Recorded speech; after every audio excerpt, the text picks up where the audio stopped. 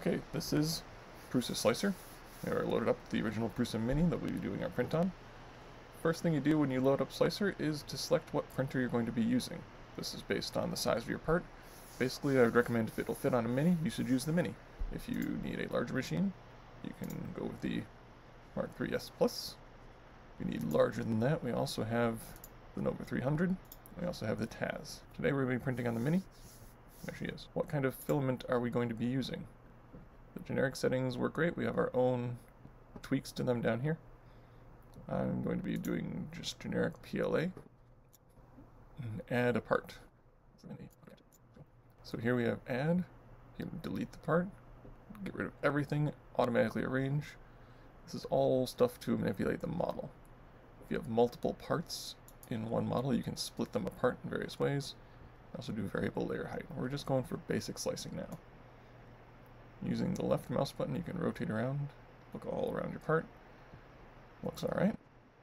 The third thing we're going to set is our print settings. 0.25 would be the layer height, strong is our attribute. Let's see what that looks like by clicking the preview. Make sure we see all of this. The feature type. So if we use this slider, we can scroll down through our part. And then you see all these different colors of line. Yellow is the perimeter. You'll notice it's not the absolute outside. That's the external perimeter, the orange. Red is our interior infill. Other thing we want to look at is the blue, overhanging perimeters. If we print this now, we're going to have trouble because the printer is printing one layer at a time, going all the way up.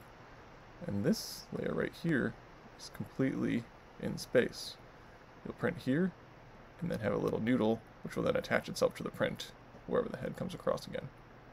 Same with the next two. There we go. So we could change that by picking a profile that has support. We do need to reslice.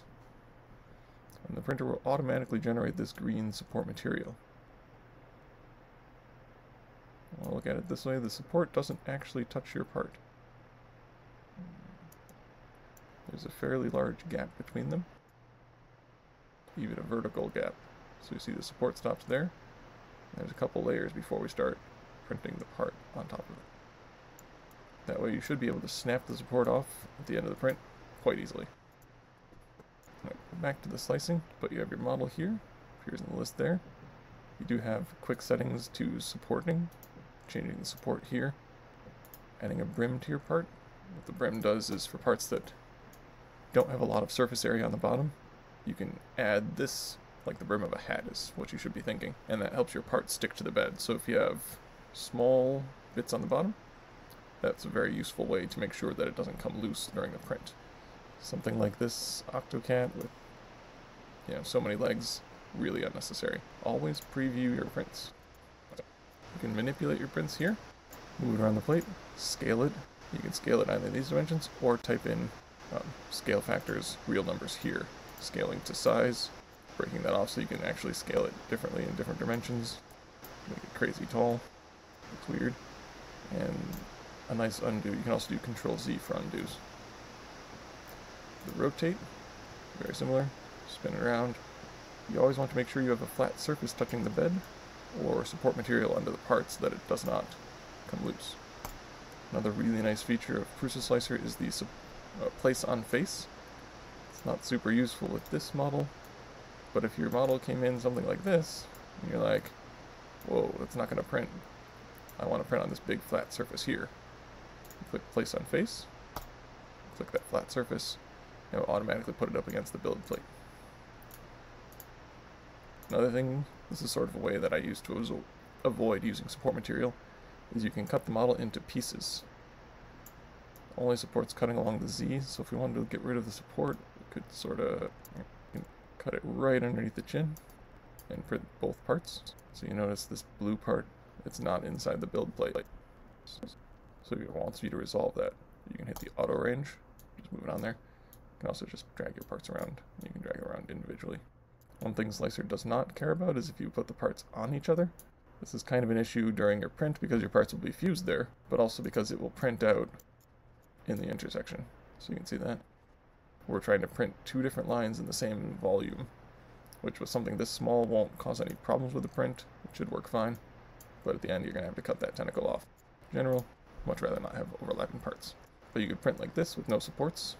Final thing to point out is this line around the parts. That's called the skirt. We put that around all the parts just to give you an indication of if the build plate is leveled. You do need something to prime the nozzle to make sure that there's plastic ready to print. You need a USB stick for the Prusa Mini.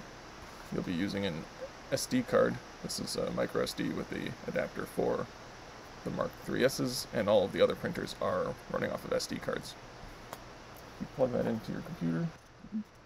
I'm going to repair my cat and get it ready for printing just by doing the undo. And we're going back to the strong support. You notice we see modified there. It's because we changed this setting. If we go back to support on build plate only, it's no longer modified. We're going to slice it now. It looks like that. You also notice there's this little icon. I'm going to save it to no name. That's what my SD card is called. Or my USB stick for this printer. Sorry. It's boarded. You can also eject it right from here. Always make sure to eject your SD card or USB stick. Make sure it's all done writing. It usually doesn't take very long at all. Unmounting successful. Take your USB stick out, and then I'm going to actually drive over to labs and show me putting this into the real printer. Okay, once you have your model sliced, you can remove the USB stick from the computer and walk yourself over to the 3D printer. This is for the Prusa Mini. If you're using one of the Mark III's, you'll be using an SD card instead. This is a good time to check your filament. Make sure the filament matches what you sliced in your profile. Once you got there, you can insert the USB stick in the back. The Prusa Mini will automatically load the most recently sliced file. So would you like to print that? Yes. Clicking the wheel will start the print.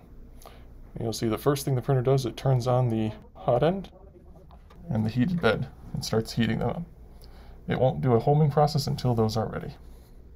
Also a good time to make sure the bed is clear. This should be a good first step. This one has obviously got nothing in the way, but always check. Alright, I'm going to sit the camera down. I'm going to let it start and watch the print. All of your work is done. One thing while we're printing, you see the sign-off sheet. This is McFly Printing. Make sure you put your name and email on there so we know who's printing. Also, please record your prints in the log. Thank you.